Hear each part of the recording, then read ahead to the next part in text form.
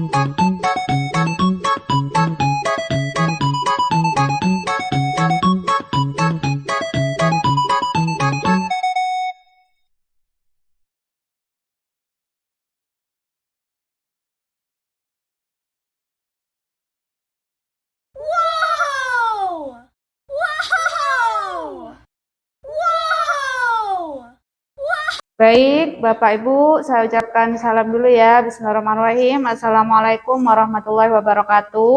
Waalaikumsalam warahmatullahi wabarakatuh.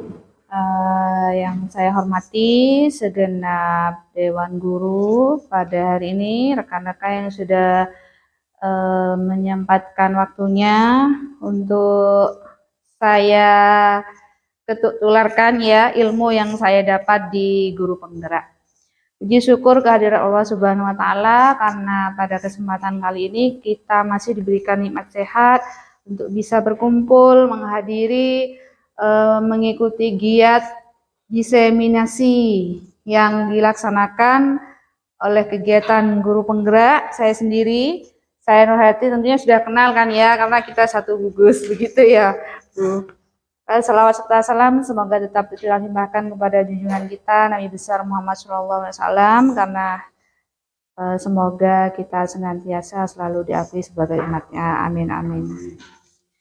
Saya ucapkan terima kasih banyak atas kehadirannya pada hari ini dalam kegiatan diseminasi menyebarkan dan penerapan pemahaman budaya positif sebagai salah satu kebutuhan tugas saya dalam pendidikan Guru Penggerak Angkatan 11 tahun 2024 pada modul 1.4. Baik Bapak Ibu, sebelum kita mulai materi, marilah kita buka dulu dengan bacaan basmalah bersama, agar nantinya apa yang kita dapat dan apa yang saya sampaikan nanti bisa bermanfaat bagi kita semua. Amin amin. Bismillahirrahmanirrahim. Mungkin biar lebih semangat ya, saya ada ice breaking sedikit. Bisa berdiri Bapak Ibu? Kita ikuti gerakan tersebut ya, biar ada peregangannya ini. Ya.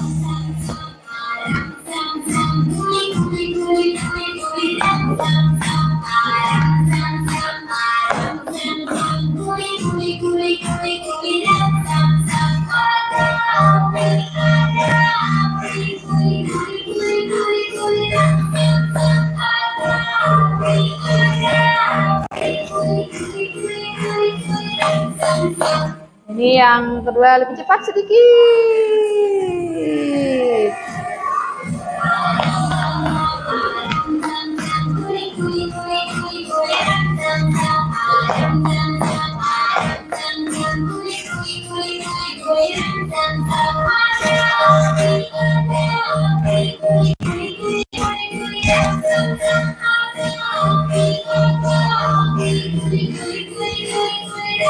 Ya, cukup sudah. Cukup dah. Cukup dah. Cukup. Baik, silakan duduk kembali. Terima kasih. Tepuk tangan dulu untuk Bapak Ibu hebat semua yang ada di sini. X, silakan. Kenapa saya berikan ice breaking dulu supaya tidak tegang. Jadi ilmu-ilmu yang kita dapat hari ini bisa terserap dengan sempurna. Oke.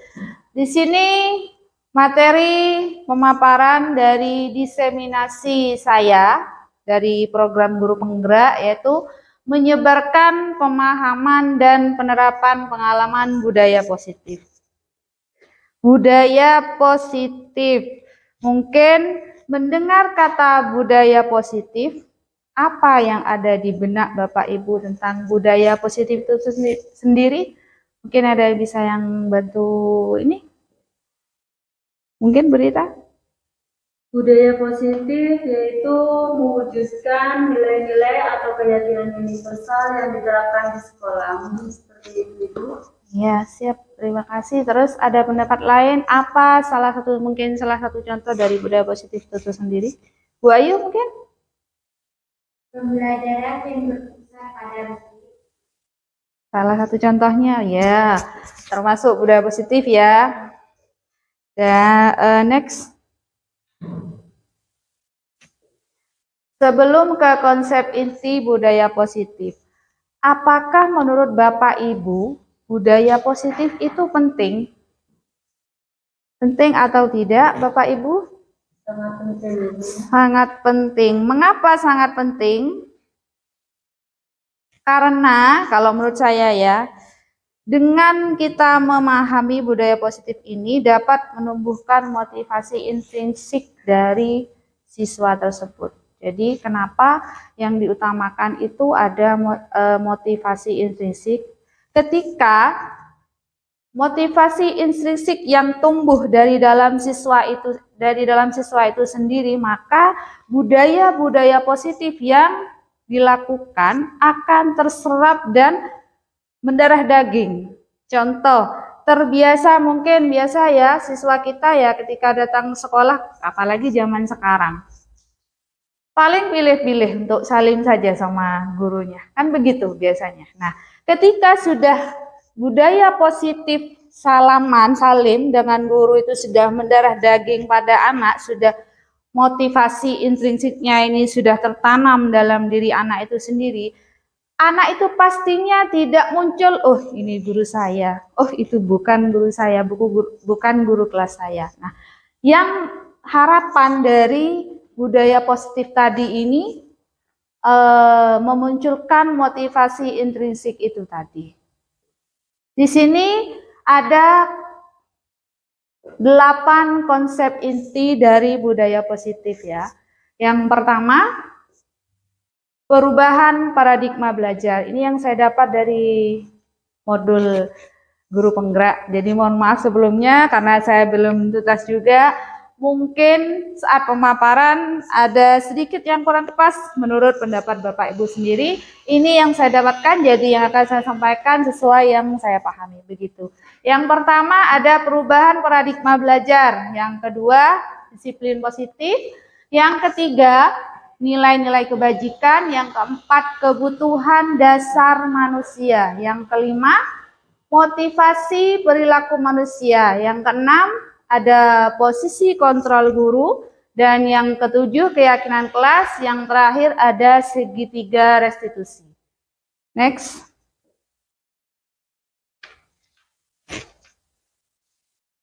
Baik Bapak Ibu, sebelum menuju pembelajaran dengan paradigma baru, pernahkah Bapak Ibu mendengar mungkin tentang kegiatan pembelajaran yang berpusat pada murid. Mungkin ada Bapak Ibu yang mau memberikan tanggapannya terkait pembelajaran yang berpusat pada murid. Ya, silakan Bu Ayu. Pembelajaran yang berpusat pada murid artinya kegiatan tersebut dan tujuan utamanya. Iya, sama berarti. Mungkin yang lainnya? Pembelajaran yang banyak melibatkan siswa. Sip. Jadi tidak hanya monotonnya, maksudnya tidak hanya guru saja yang menjadi pusat. Jadi murid berpikir bernalar kritis. Terus di sini ada pembelajaran dengan paradigma baru. Apa itu pembelajaran paradigma baru? Pembelajaran dengan paradigma baru merupakan pembelajaran yang dirancang berdasarkan prinsip pembelajaran berdiferensiasi sehingga para peserta didik belajar sesuai dengan kebutuhannya. Jadi peserta didik belajar sesuai dengan kebutuhannya berdasarkan tahap perkembangannya sesuai teori dan teknologi modern untuk mewujudkan profil pelajar Pancasila. Di sini ada kata tanda kutip berdiferensiasi. Apa itu berdiferensiasi?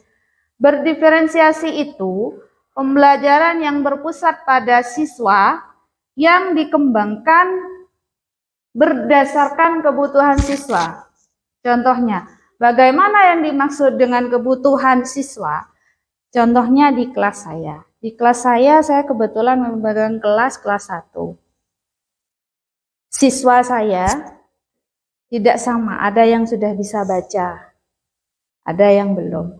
Tetapi dalam kurikulum yang akan diajari, bab per babnya harus tuntas saat ketika akan melakukan semester. Bukan begitu kan ya Bu ya? Apa yang harus saya lakukan? Apakah saya harus meninggalkan siswa saya yang tidak bisa baca? Ataukah apakah saya harus memberi les privat khusus? Tentunya jika saya memberikan les privat khusus mungkin terkait waktu ya, yang mungkin kurang kondusif. Yang kedua, jika saya meninggalkan siswa itu tentunya akan ketinggalan banyak. Nah, yang saya lakukan ini melakukan dengan pembelajaran berdiferensiasi. Jadi saya membuat media, saya membagikan kelompok dulu kepada siswa saya. Ini salah satu contoh ya Bapak Ibu ya. Contoh kegiatan saya sendiri, bagaimana sih pembelajaran berdiferensiasi itu. Jadi yang saya lakukan itu saya membagi kelompok dulu, saya pilih dulu siswa yang memang sudah bisa membaca dan yang belum. Di sana saya pernah memberi tugas membuat kalimat dari bentuk gambar. Jadi saya yang belum paham gambar, yang belum paham membaca ini, belum lancar, saya berikan gambar. Saya berikan berbagai macam bentuk buah. Saya berikan, kalian amati dulu. Yang satunya yang sudah bisa baca, saya berikan gambar, kemudian saya langsung bilang, anak-anak, ketika kalian sudah bisa menyebutkan dari gambar tersebut, kalian bisa menuliskan apa gambar itu. Waktu itu saya gambarnya buah-buahan. Ada yang menyimpan, jeruk Bu, jeruk. Biasanya, saya stimulan dulu, saya pancing dulu. Biasanya jeruk itu seperti apa? Atau dibuat apa? Buat jus Bu. Nah, dari kalimat itu sekarang kamu tuliskan. Jadi yang bisa baca sudah punya ini. Oh ya, saya suka minum jeruk. Karena sudah bisa baca dan bisa nulis. Bagaimana yang tidak bisa ini? Jadi saya juga sama juga medianya sama. Hanya saja perbedaannya karena belum bisa baca, tetap saya literasinya saya sampaikan juga agar muncul juga. Jadi saya pancing dulu siswa, bagaimana ya kalian bisa membuat kalimat dari ini? Bingung. Jadi saya coba kamu lihat gambarnya dulu. Ini gambar apa? Gambar jeruk Bu ya. Kamu suka enggak makan jeruk? Iya Bu, saya suka makan jeruk. Sekarang kamu dengan dia mengucapkan tadi saya suka makan jeruk, itu sudah termasuk literasi, sudah membuat kalimat. Karena tidak bisa membaca, jadi saya minta untuk dituliskan nama bendanya saja. Kebetulan dari gambar itu saya juga sisipkan di bawahnya. Jeruk, saya kasih tulisan, kasih jeruk, apel, saya kasih apel. Itu salah satu contoh bentuk pembelajaran berdiferensiasi. Nah, dan di sini dari pembelajaran berdiferensiasi tersebut harus mengandung unsur profil pelajar Pancasila. Profil pelajar Pancasila ini ada 6. Di sana ada beriman, bertakwa. Terus yang kedua ada mandiri, yang ketiga bernalar kritis, ada kreatif, bergotong royong dan berkebinekaan. Tadi dari kegiatan pembelajaran berdiferensiasi yang saya lakukan, dari salah satu contoh itu ya, saya berpusat pada mandiri. Jadi kenapa saya langsung membuat 2 kelompok, memberikan media yang sama, tetapi tugasnya berbeda, agar mandiri belajar pada anak itu benar-benar tercipta, begitu. Bisa dipahami nggih Bapak Ibu? Bisa. Oke. Mungkin ada salah satu dari Bapak Ibu yang mungkin pernah melakukan pembelajaran seperti ini. Hanya saja saya dulu begini Bu, saya dulu itu tidak ngerti gitu loh, apa sih pembelajaran berdiferensiasi. Nah, ketika mengikuti guru penggerak dan mendapatkan ilmu pemaparan ini, oh jadi saya sudah pernah melakukan itu. Kadang kita tidak menyadari kan begitu. Mungkin ada yang berbagi pengalamannya di sini Bu, Bapak, mungkin. Next berarti ya. Oke, next. Baik, ini miskonsepsi tentang teori kontrol. Di sana ada ilustrasi mengontrol murid. Nah, ada ilusi mengontrol murid. Ilusi bahwa semua penguatan positif, efektif, dan bermanfaat. Terus ada ilusi bahwa orang dewasa berhak memaksa, ilusi bahwa kritik dan membuat rasa bersalah mampu menguatkan karakter. Dari kesemua ini merupakan miskonsepsi tentang teori kontrol. Sebelum kita menuju ke sesi berikutnya ini ya. Next. Nah, di sini merubah paradigma stimulus respon dan ke pendekatan teori kontrol. Di sana ada beberapa kolomnya ya Bapak Ibu. Ada, kalau dulu tuh stimulus respon memang namanya dulu, saya ingatnya begitu ya. Yang sekarang ini ada teori baru mungkin, tapi tujuannya mungkin pastinya sama, hanya berbeda pada tahapan kegiatannya saja. Teori kontrol. Sebelumnya mungkin bisa dibaca terlebih dahulu. Saya mengambil dari poin pertama yang membedakan stimulus respon dan teori kontrol. Di sana sama-sama realitas, sama-sama kebutuhan kita, hanya saja kalau di stimulus respon itu sama. Jadi kita menyamaratakan kebutuhan anak itu dianggapnya sama, kita hanya memancing saja. Seperti contoh tadi, jadi saya berikan pembelajaran sama, saya hanya memancing saja, ayo kamu bisa, hanya begitu. Tapi kita tidak mengetahui kebutuhan mereka itu apa. Sementara yang teori kontrol, realitas kebutuhannya sama ya dengan stimulus respon, tapi kita berbeda. Kenapa? Karena kita mengontrol siswa sesuai kebutuhan siswa. Apa yang dibutuhkan siswa, begitu. Mungkin bisa dipahami Bapak Ibu terkait perbedaan stimulus respon dan teori kontrol. Next. Nah, di sini disiplin positif. Disiplin positif ini, disiplin itu sendiri berasal dari kata disipliner, yang artinya belajar disiplin mengacu pada disiplin diri yang memiliki tanggung jawab terhadap apa yang dilakukan berdasarkan nilai-nilai yang diyakini. Terus tentunya dari makna disiplin positif tersebut, kita sebagai pendidik, tujuan kita adalah menciptakan peserta didik yang memiliki disiplin diri sehingga mereka berperilaku mengacu pada nilai-nilai kebajikan universal dan memiliki motivasi intrinsik dalam perubahan perilaku ke arah yang lebih baik. Nah, ini motivasi intrinsik muncul lagi di sini, Bu. Jadi lebih ditekankan dari dalam diri siswa itu sendiri. Next. Ini termasuk salah satu contoh yang saya lakukan di sekolah saya. Sedikit simple, tetapi mudah-mudahan bermakna ya, Bu. Bagi saya bermakna ya, bagi siswa saya juga.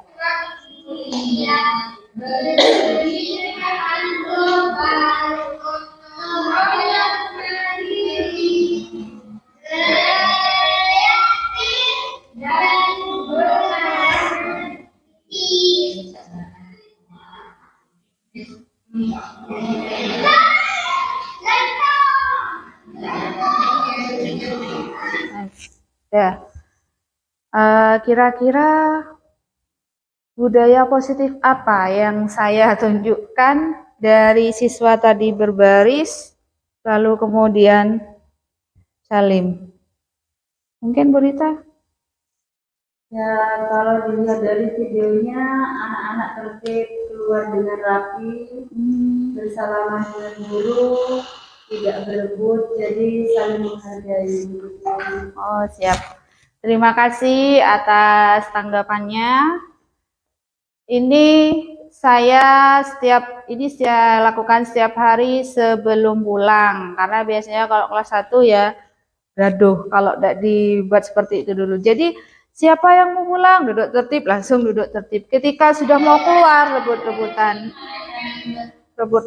Jadi saya minta untuk berbaris dulu supaya lebih fokus, lebih sesuai alur. Jadi saya beri lagu dan ice breaking sejenak. Seperti itu. Next. Yang ketiga, prinsip inti dari budaya positif ini adalah nilai-nilai kebajikan. Nilai-nilai kebajikan ini salah satu contohnya. Nilai-nilai yang disepakati bersama, lepas dari suku, bangsa, agama, dan bahasa maupun latar belakangnya.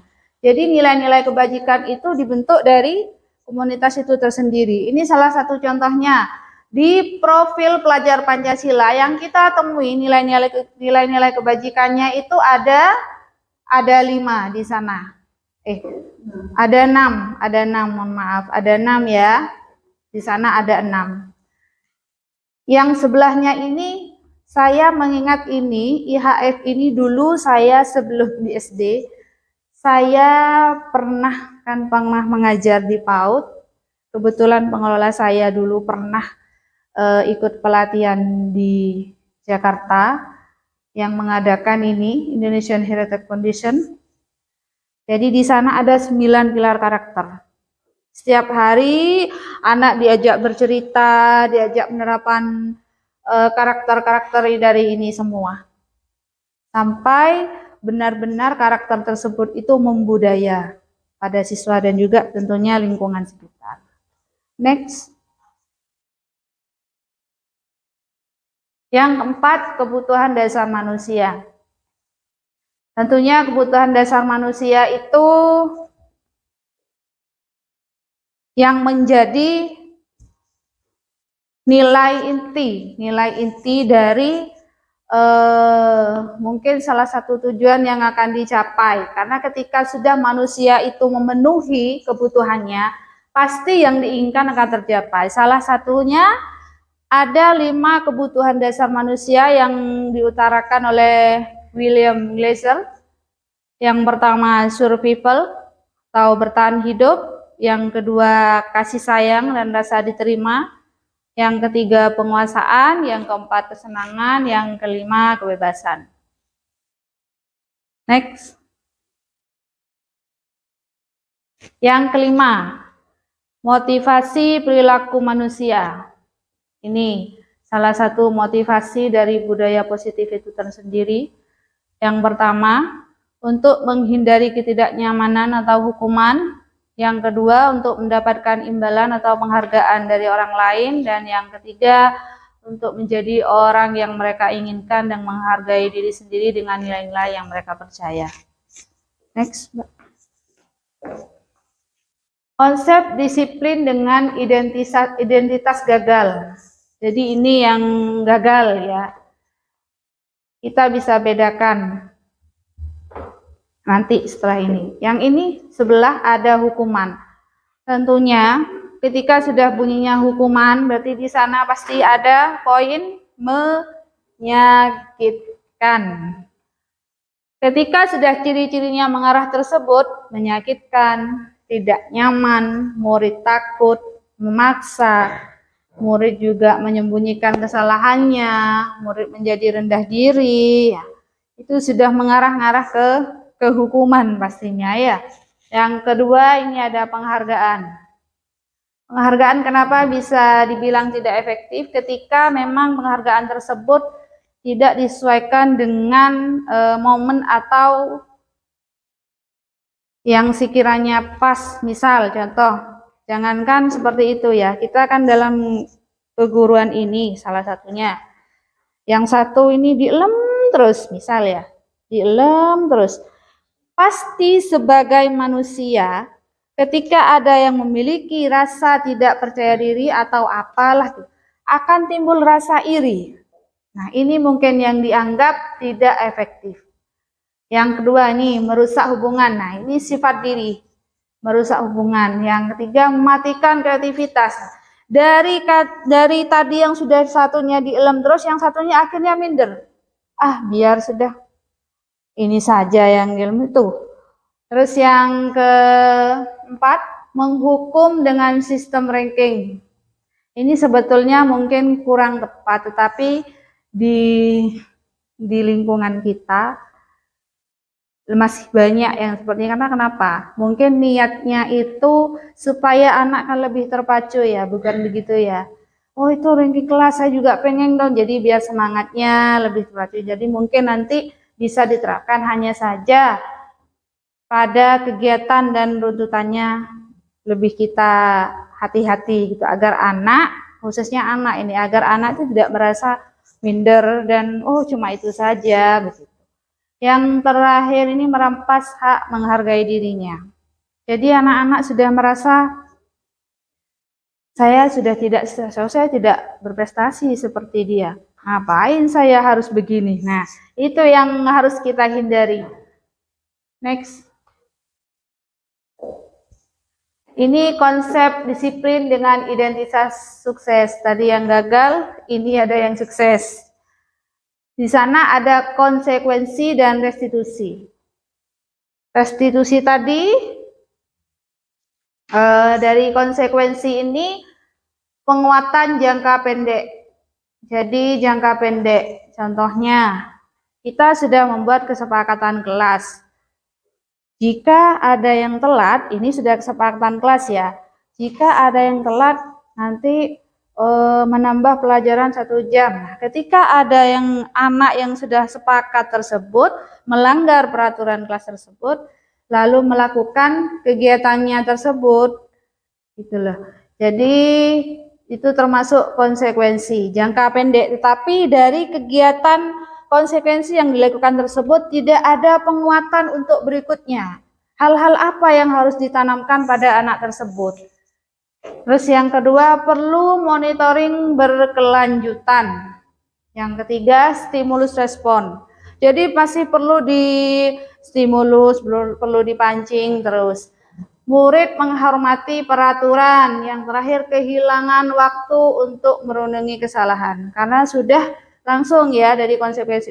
Kamu kan tadi sudah telat, kamu sudah melanggar ini, kamu harus begitu, kan sudah begitu. Jadi tidak ada timbul dari motivasi intrinsik itu sendiri. Jadi, oh iya saya salah ya, saya harus bagaimana?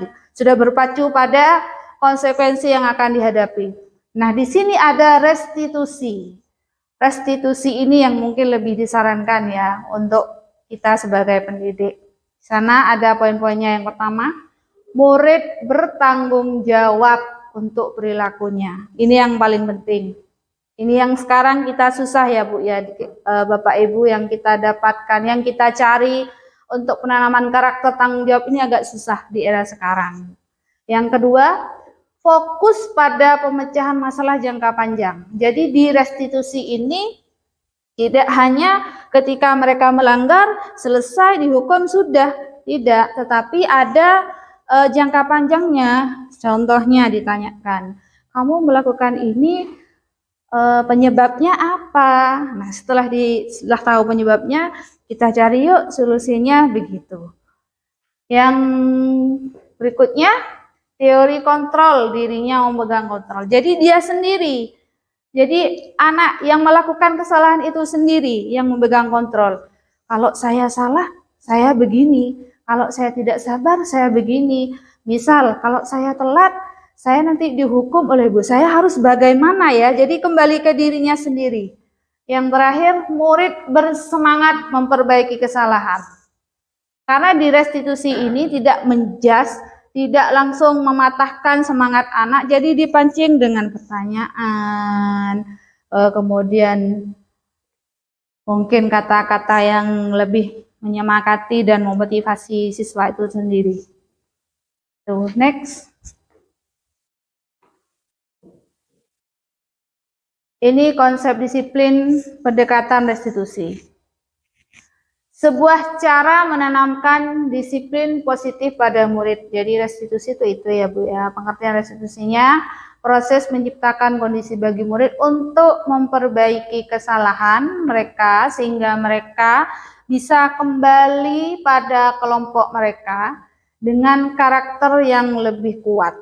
Jadi karakternya sudah kuat, saya sudah bisa nih, saya sudah tahu kesalahan saya harus apa yang saya lakukan, jadi saya sudah memiliki misal mungkin mengontrol emosi saya. Ketika kegiatan tersebut terulang, dia sudah, oh saya sudah pernah begini, saya harus bagaimana itu. Ciri-ciri restitusi. Jadi salah satu ciri-ciri restitusi itu bukan untuk menebus kesalahan, namun belajar dari kesalahan. Kalau menebus kesalahan mungkin lebih pada konsekuensi tadi ya.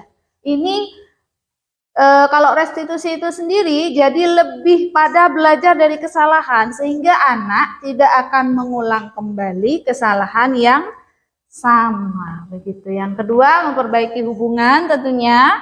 Yang ketiga, tawaran bukan paksaan.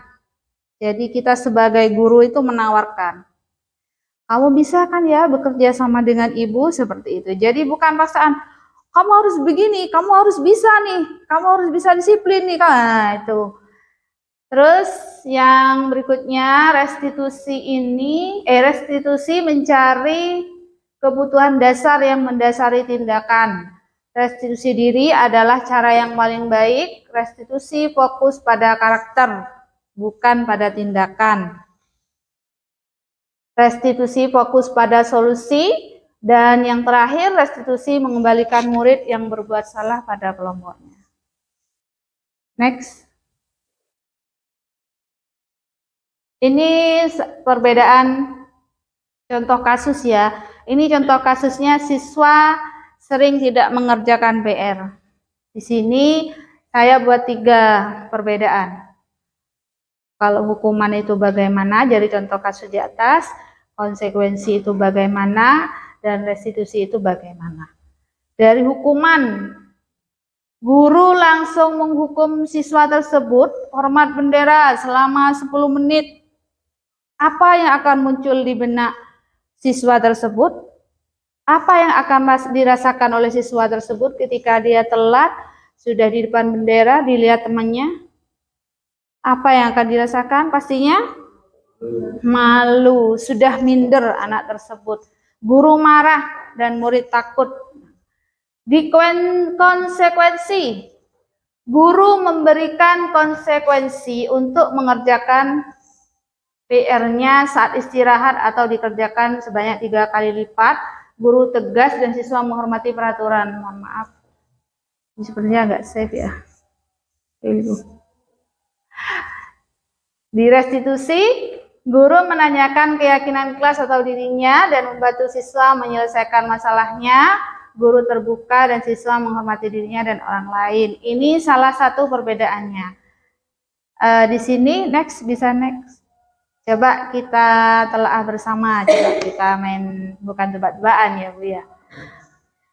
Dari ini contoh kasusnya, siswa sering datang terlambat. Dari yang hijau dulu, itu termasuk hukuman, apakah restitusi ataukah konsekuensi? Mari kita telah bersama. Hukuman. Yang pertama hukuman. Hukuman, ya. Terus yang kedua,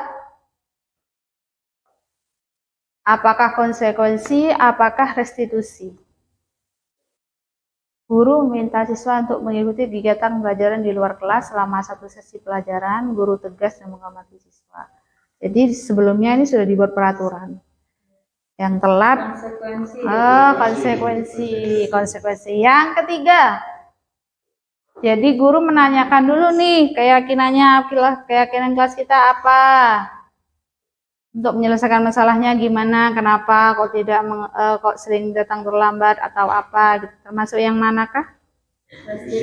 Restitusi. Baik, sepertinya sudah mulai ini ya, mulai agak blank sudah ya Bu ya, sudah capek. Baik, biar lebih semangat, kalau saya bilang guru gerujukan luar biasa, begitu ya Bapak Ibu ya, biar lebih semangat. Ayo, guru gerujukan luar biasa.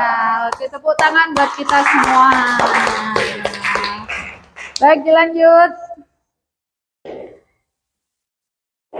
Ini contoh penerapan 5 posisi kontrol. Contoh kasusnya, siswa tidak memakai atribut lengkap saat upacara bendera. 5 posisi kontrol tadi ada penghukum, ada pembuat rasa bersalah, ada teman, ada pemantau, dan manajer. Di penghukum, langsung patuhi aturan sekolah lalu berdiri di depan barisan. Ini sudah jelas sekali ya, sudah sebagai pengetok palu ini sepertinya sudah. Yang kedua itu ada pembuat rasa bersalah. Berapa kali Bu Guru harus beritahu kamu? Bu Guru kecewa sama kamu. Nah, yang ketiga ini sebagai teman. Ayolah yang tertib, buat Bu Guru bangga kali ini. Tidak apa-apa kamu salah. Nah, terus yang keempat ini ada pemantau. Kamu sudah melanggar apa peraturan dan konsekuensinya? Langsung begitu. Yang kelima ini manajer. Apakah kamu tahu kesalahanmu? Kira-kira bagaimana kamu akan memperbaiki kesalahan ini? Jadi di posisi manajer ini yang memang disarankan untuk kita sebagai pendidik begitu. Kenapa? Sebetulnya ya mungkin beberapa ini ya Bu ya, bukan saya tidak menyebutkan sini, mungkin di daerah lain di posisi penghukum ini masih ada, pastinya masih ada. Contoh mungkin kita kan hanya level-level di SD dan ada yang di PAUD juga ya. Kalau di level SMA itu sudah beda penanganannya. Kemarin juga kami akan melakukan diskusi ketika ketemu dengan rekan-rekan JGP lainnya, itu melakukan diskusi. Di sana kan ada guru SMA, ada guru SMP, itu berbeda cara penanganannya. Dan beberapa memang mau tidak mau ada di posisi penghukum. Karena terkait kondisi di lapangan, contoh, misal anak SMA, ayolah kamu, anak SMA-nya dedel, ini kan susah sekali ya. Susah sekali untuk jadi posisi manajer, ini susah sekali. Ini cerita dari rekan-rekan kami yang satu angkatan gitu JKB-nya. Next. Kemudian yang keenam ini ada keyakinan kelas. Mengapa keyakinan kelas? Mengapa tidak peraturan kelas? Nah, ini salah satu contohnya. Salah satu contohnya, mengapa kita memiliki peraturan tentang penggunaan helm pada saat mengendarai kendaraan roda 2 bermotor. Jadi, kenapa? Kenapa Bapak Ibu menggunakan helm? Supaya apa? ketika di jalan? Supaya selamat. Sudah yakin berarti kan ya? Sudah yakin ya. Kalau saya pakai helm pasti saya selamat. Selamat di jalan dan selamat dari kejaran polisi tentunya ya.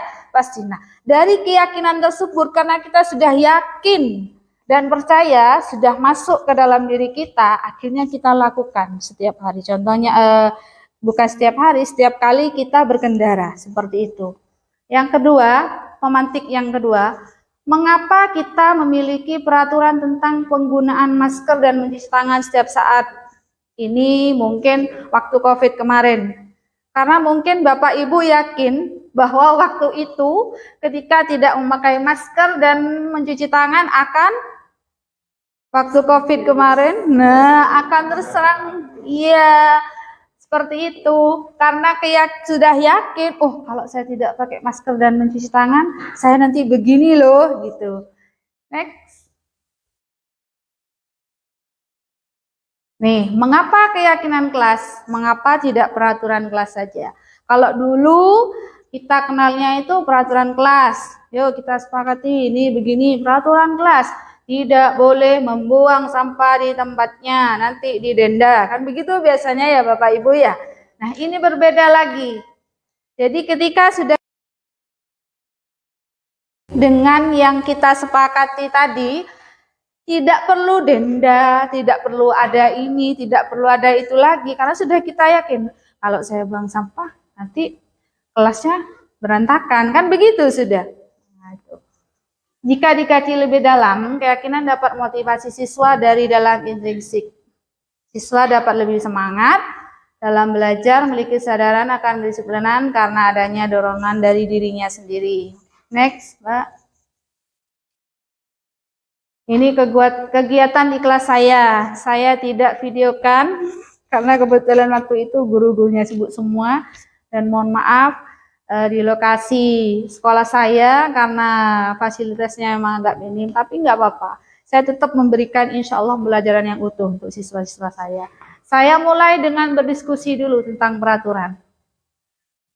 Kalau mungkin diskusinya dengan kelas 1 itu lebih lebih banyak main suara. Yo ini begini. Contohnya apa? Gimana Bu? Contohnya? Gitu. Harus contoh dulu. Yang kedua, setelah saya melakukan diskusi tentang peraturan, saya menyusun peraturan menjadi keyakinan. Ketika peraturan itu sudah dianggap mereka yakini bisa dilaksanakan, kemudian setiap anak yang tidak bisa nulis saya pandu, yang sudah bisa nulis baru menempelkan di keyakinan kelas tadi. Next. Bagaimana pembentukan keyakinan kelas? Ini sudah tadi kan ya, sudah poin-poinnya sudah masuk. Next. Biar gak capek ya Bapak Ibu, tadi ada ice breaking. Ini merupakan segitiga restitusi. Ini materi yang terakhir sepertinya. Segitiga restitusi. Segitiga restitusi itu untuk menstabilkan, ada 3 tahapan dari kegiatan segitiga restitusi ini. Yang pertama tahapannya menstabilkan identitas. Yang kedua validasi tindakan yang salah. Terus yang ketiga menanyakan keyakinan. Ini yang pasti ada di segitiga restitusi. Yang pertama dengan menstabilkan identitas. Dengan menstabilkan identitas kita semua akan melakukan hal yang terbaik yang bisa kita lakukan. Jadi tidak langsung anak itu kamu sih begini. Jadi dipancing dulu, coba dicari dulu kenapa masalahnya sampai anak itu benar-benar mengakui kalau saya itu salah, saya begini sampai menyadari. Kemudian setelah menstabilkan identitas tadi, lalu dilanjutkan dengan validasi tindakan yang salah. Ketika anak sudah dipancing, sudah kita rangkul dan sudah merasa menyadari kesalahan saya itu begini, nah barulah ada di sini. Semua perilaku memiliki alasan. Jadi lalu kita tanyakan, ya pasti ketika anak sudah mengaku kita sampaikan. Pasti kamu memiliki alasan kenapa kamu melakukan itu. Yang terakhir, barulah menanyakan keyakinan. Kita semua memiliki motivasi internal. Dari menanyakan keyakinan ini, ketika anak sudah menyampaikan kenapa dia berbuat seperti itu, lalu barulah kita memancing. Kamu masih ingat keyakinan kelas yang kita buat? Begitu. Ketika anak sudah ingat, Bu, apa ya? Dipancingnya begitu. Kemudian kita memberikan penguatan ketika contohnya saling menghargai sama teman. Nah, baru guru memunculkan lagi untuk memberikan penguatan. Apakah itu sesuai? Perbuatanmu apakah sesuai dengan keyakinan yang sudah kita kerjakan? Tidak, Bu. Apa yang harus kamu lakukan untuk berikutnya? Jadi kita sebagai guru hanya menstimulasi seterusnya. Jadi memancing anak untuk benar-benar budaya positif ini benar-benar terserap dengan utuh gitu pada anak. Jadi tidak perlu dipancing untuk ayo denda dulu, baru nih disiplin. Tidak seperti itu. Motivasi intrinsiknya itu supaya benar-benar tertanam dari dalam diri anak. Next. Nah, ini salah satu restitusi yang saya lakukan. Anak ini sering telat, Bu. Ini kebetulan kelas tinggi ya, karena kalau kelas rendah sekarang murid-murid saya masih belum bisa diajak diskusi. Jadi dari kegiatan ini saya melakukan kolaborasi dengan guru kelas tinggi.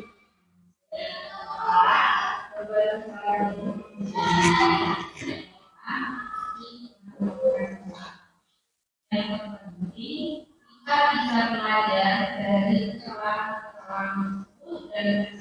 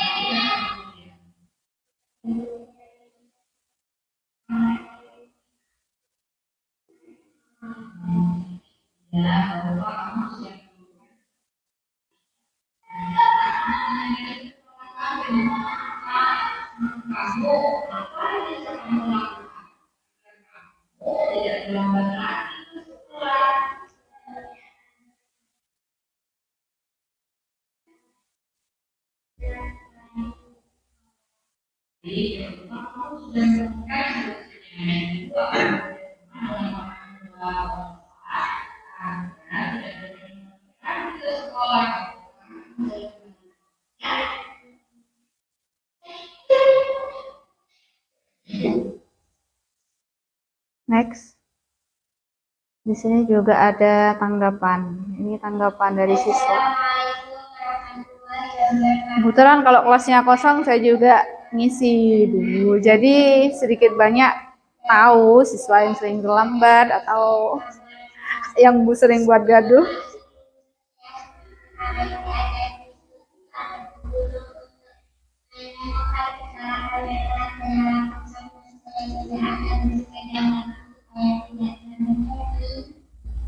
Next.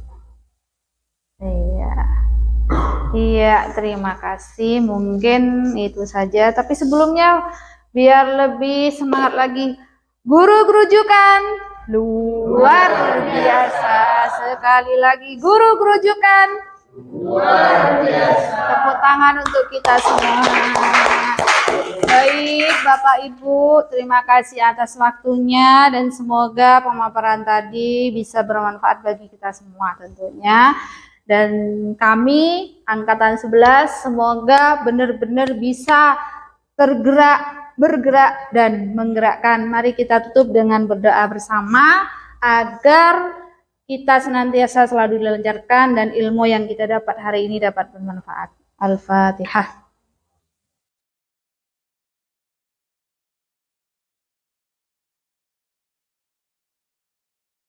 Selesai.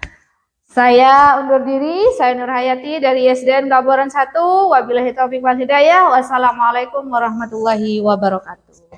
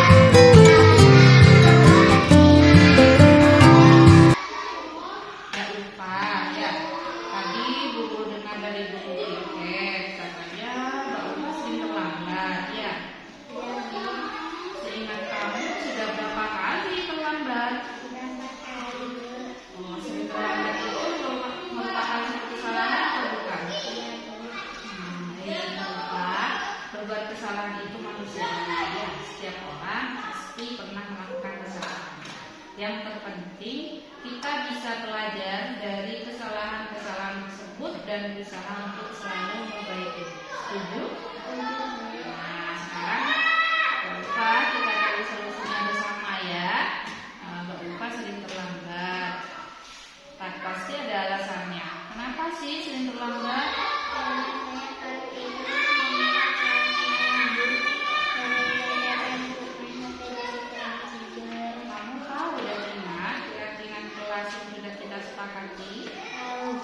Kalau terlambat datang ke sekolah sesuai dengan nilai kelas kita tidak?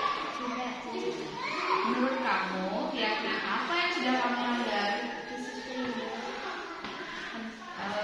Menurut kamu disiplin itu penting atau tidak? Menurut kamu sendiri?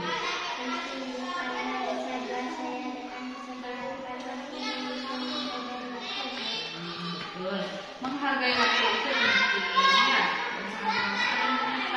Seperti kita dapat menghargai orang-orang yang ada di sekitar, pekerjaan menjadi tidak menumpuk, tidak terbengkalai, dan juga kita dapat berbagi rasa kepedulian. Iya Bu, saya merasa sudah sering terlambat. Saya minta maaf Bu, karena telah sering terlambat. Ya, bahwa kamu sudah menunjukkan sikap yang baik ya, dengan cara kamu menyadari kesalahan dan minta maaf. Menurut kamu, apa yang bisa kamu lakukan agar kamu tidak terlambat lagi ke sekolah? Saya tidak akan berkadang lagi dan tidur lebih cepat agar tidak telat lagi ke sekolah. Baik, Mbak Ulfa, kamu sudah menemukan solusinya dan Ibu akan bekerja sama dengan orang tua Mbak Ulfa agar tidak terlambat lagi ke sekolah. Sekarang kamu boleh kembali ke kelas ya. Terima kasih Bu.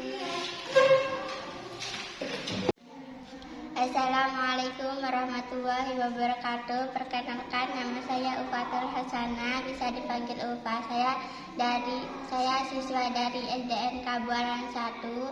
Terima kasih Bu Guru, saya senang sekali diajak diskusi oleh Bu Guru untuk menemukan kesalahan yang telah saya lakukan dan saya tidak akan bergadang lagi supaya tidak terlambat lagi. Yang terhormat Bapak Ismail SPDI selaku Ketua Gugus KKG 3, yang saya hormati Ibu Kepala Sekolah Ibu Syafiah SPD yang telah sudi menyediakan tempat, memberikan izin kepada kami untuk melaksanakan kegiatan pada hari ini.